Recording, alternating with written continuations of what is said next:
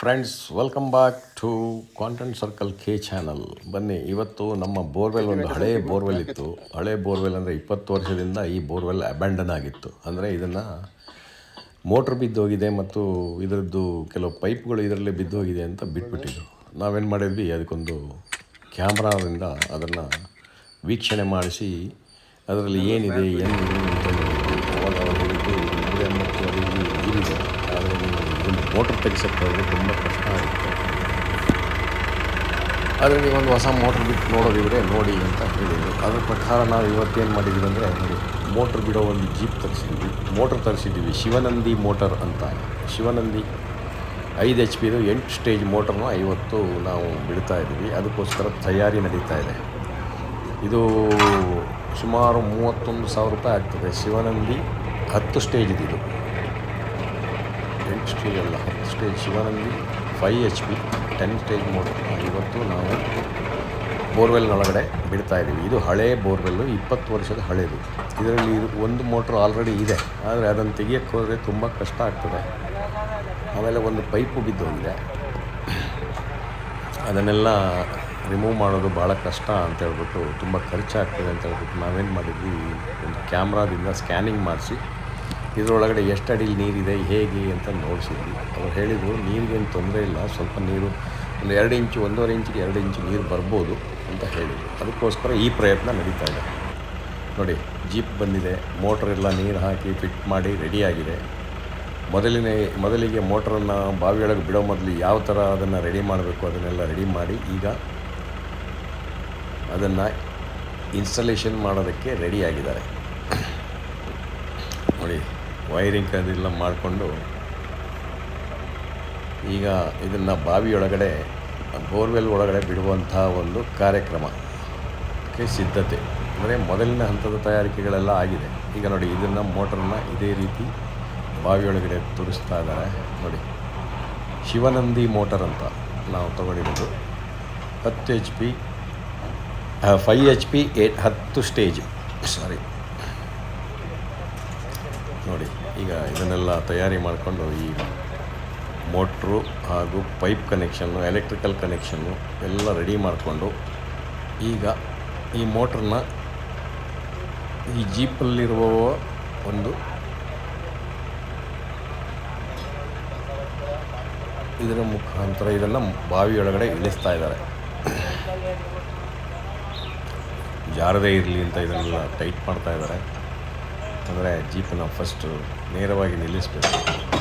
ಹಾಗೆ ಈಗ ಮೋಟ್ರನ್ನ ಭೂಮಿಯ ಬೋರ್ವೆಲ್ ಭಾಗದ ಭೂಮಿಯಲ್ಲಿ ಬೋರ್ವೆಲ್ ಒಳಗಡೆ ಇಳಿಸುವ ಒಂದು ಕಾರ್ಯಕ್ರಮ.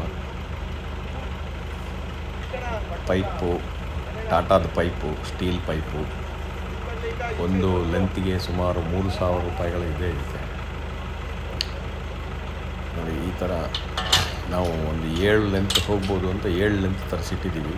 ಯಾಕಂದರೆ ನಮಗೆ ಕರೆಕ್ಟ್ ಐಡಿಯಾ ಇಲ್ಲ. ಮೋಟ್ರು ಹೋದ್ಮೇಲೆ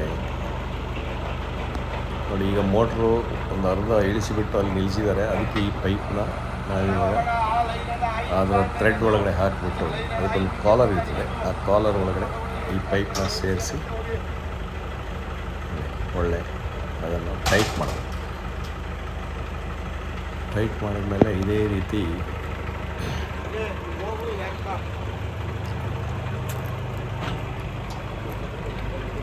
ನೋಡಿ, ಈಗ ಎಲೆಕ್ಟ್ರಿಕ್ ವೈರ್ ಎಲ್ಲ ಗಟ್ಟಿಯಾಗಿದೆ.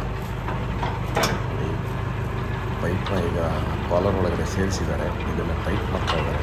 ಸೇರಿ ಟೈಟ್ ಆಗಿದ್ಮೇಲೆ ಅದು ಮತ್ತೆ ಬಿಟ್ಟು ಹೊಸ ಮೋಟ್ರ್ ಬಿಡ್ತಾ ಇರೋದ್ರಿಂದ ಬೋರ್ವೆಲ್ ಒಳಗಡೆ ಟಾಟಾ ಪೈಪು, ಶಿವನಂದಿ ಮೋಟ್ರು, ಅಂದರೆ ಬೇಕಾದಷ್ಟು ಥರದ ಮೋಟ್ರುಗಳು ಸಿಗ್ತದೆ ನಿಮಗೆ. ಟೆಕ್ಸ್ಮೋ ಸಿಗ್ತದೆ, ಇನ್ಯಾವುದಾದ್ರೂ ಸಿಗ್ತದೆ. ಆದರೆ ನಾವು ಶಿವನಂದಿ ಚೂಸ್ ಮಾಡಿದ್ವಿ.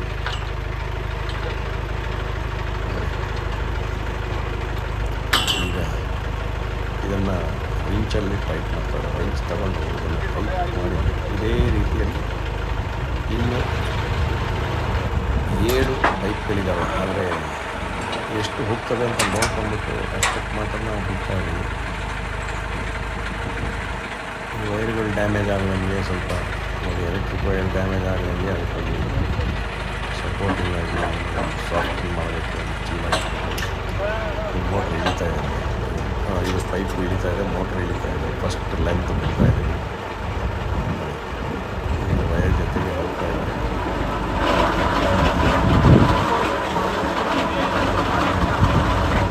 ಒಂದು ಲೆಂತ್ ಮೋಟ್ರು ಇಳೀತು ಬೋರ್ವೆಲ್ ಒಳಗಡೆ.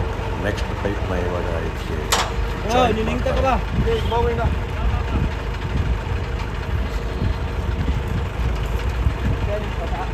ಎರಡನೇ ಎಲ್ಲ ಇದು ಕಾಲರ್ ಇರೋದು ಮೇಲ್ಗಡೆ ಹೋಗ್ಬಿಟ್ಟು ಆ ಕಡೆಯಿಂದ ಬಂದು ಈ ಕಾಲರ್ ಒಳಗಡೆ ಈ ಪೈಪ್ ಹೋಗ್ತಾ ನೋಡಿ.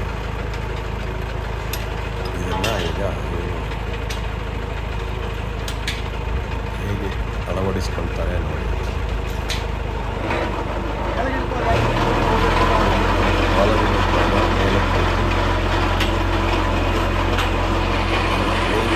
ಥ್ರೆಡ್ಡಿಂಗ್ ಭಾಗ ಬಂದು ಕಾಲರ್ನಲ್ಲಿರುವ ಥ್ರೆಡ್ಗೆ ಅಟ್ಯಾಚ್ ಮಾಡ್ತಾರೆ. ಆಮೇಲೆ ಇದನ್ನು ರೆಂಚಲ್ಲಿ ತಗೊಂಡು ಟೈಟ್ ಮಾಡ್ತಾರೆ. ಟೈಟ್ ಆದಮೇಲೆ ಇದನ್ನು ಬಾವಿಗೆ ಇಳಿಸೋದು ಟೈಟ್ ಹೋಗ್ತಾರೆ. ಇದು ಈ ಥರ ಕೈಯಲ್ಲಿ ಫಸ್ಟ್ ಮಾಡ್ತಾರೆ, ಆಮೇಲೆ ರೆಂಚ್ ತಗೊಂಡು ರೆಂಚಲ್ಲಿ ತುಂಬ ಅದ್ಭುತವಾಗಿ ಟೈಟ್ ಮಾಡಿ ಇದನ್ನು ಬಾವಿ ಒಳಗಡೆ ಬಿಡ್ತಾರೆ.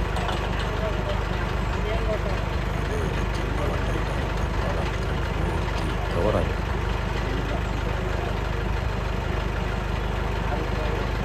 ಒಳ್ಳೆ ಎಕ್ಸ್ಪೀರಿಯನ್ಸ್ ಹ್ಯಾಂಡ್ಸೆಟ್ ಬೇಕು. ಯಾಕಂದರೆ ಒಂದ್ಸಲ ಮೋಟ್ರ್ ಇಳಿಸಿದ ಅಂದರೆ 45 ವರ್ಷ ಖರ್ಚಾಗ್ತದೆ. ಆ ಮೋಟ್ರ್ ಬಿದ್ದೋಗೋದು ಅದೆಲ್ಲ ಆಗಬಾರ್ದು ಅಂತ ಇದನ್ನು ಭಾಳ ಜಾಗೃತೆಯಿಂದ ಕಟ್ಟಿ ಅದರ ಪೈಪ್ಗಳಿಗೆ ವೈರ್ಗಳು ಕಟ್ಟಿ ಎಲ್ಲ ನುರಿತ ಕೆಲಸಗಾರರೇ ಆಗಬೇಕು.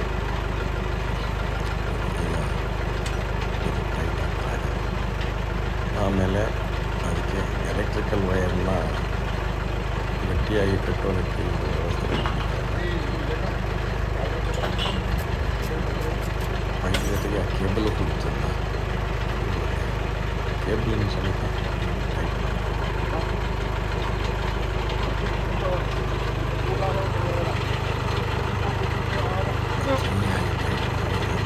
ಮತ್ತು ನಿಮಗೆ ಯಾವುದೇ ಕಾರಣಕ್ಕೂ ಲೂಸ್ ಆಗಬಾರ್ದು.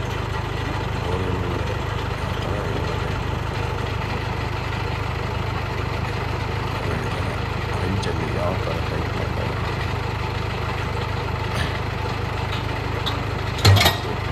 ಇವಾಗ ಕೇಬಲ್ ವೈರ್ನ ಪೈಪಿಗೆ ಪ್ಲಾಸ್ಟಿಕ್ ವೈರಲ್ಲಿ ಕಟ್ತಾರೆ. ಕಟ್ಟಿ ಈಗ ಪೂರ್ತಿ ಪೈಪನ್ನ ಕೆಳಗಡೆಗೆ ಇಳಿಸ್ತಾರೆ. ಪೈಪನ್ನ ಇಳಿಸ್ತಾರೆ.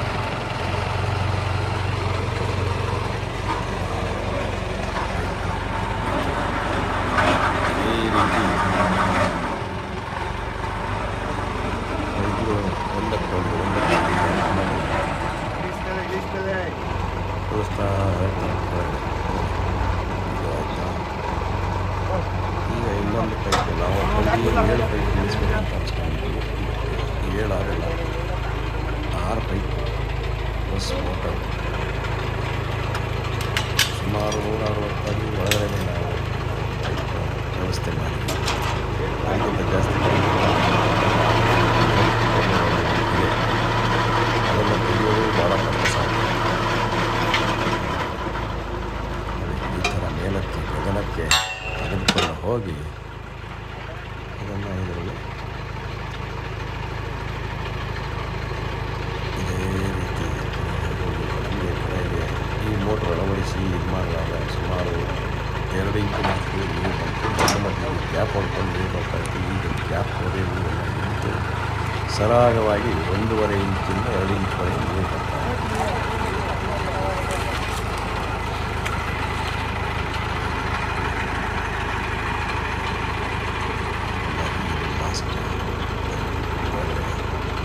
ತಗೊಂಡು ಹೋಗ್ತಾರೆ.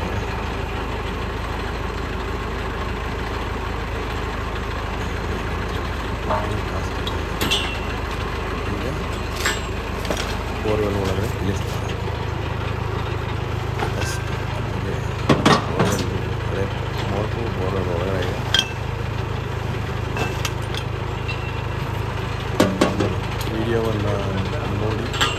ಆದಲ್ಲಿ ಲೈಕ್ ಕೊಡಿ, ಕಮೆಂಟ್ ಮಾಡಿ, ಶೇರ್ ಮಾಡಿ.